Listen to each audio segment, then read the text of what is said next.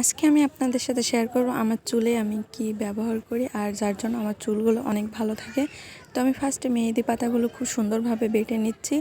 এটা হচ্ছে আমি শিলপাটায় বেটে নিচ্ছি, আপনারা ব্লেন্ডার করেও নিতে পারেন। তো আমি মেহেদি পাতাগুলো খুব সুন্দরভাবে মিহি করে বেটে নিয়ে তুলে নিলাম। এবার দেব হচ্ছে জবার ফুল। তো জবা ফুলগুলো সুন্দরভাবে বেটে নিচ্ছে। আর জবা ফুল বাটা হয়ে গেলে আমি দেব হচ্ছে পেঁয়াজ। পেঁয়াজ তো খুবই ভালো, চুলের জন্য খুবই উপকারিতা একটা জিনিস। তো পেঁয়াজগুলো আমি খুব মিহি করে বেটে নিচ্ছি। আর সর্বলাস্ট আমি দিব একটা ডিম। আমি ডিমের এখানে কুসুমটা ব্যবহার করছি, আপনারা কুসুমটা না ব্যবহার করলেও করতে পারেন। তো সব কিছু মিক্স করার পর আমি এখন চুলে অ্যাপ্লাই করে দিচ্ছি। আর এটা চুলে অ্যাপ্লাই করার পর 2-3 ঘন্টা পর শ্যাম্পু করে নিলেই চুলটা অনেক সুন্দর এবং ঝলমলে হয়ে যায়। তো আপনারা ট্রাই করে দেখতে পারেন। আমার এই হেয়ার প্যাকটা আপনাদের কেমন লাগবে অবশ্যই জানাবেন, আমার তো অনেক ভালো লাগে।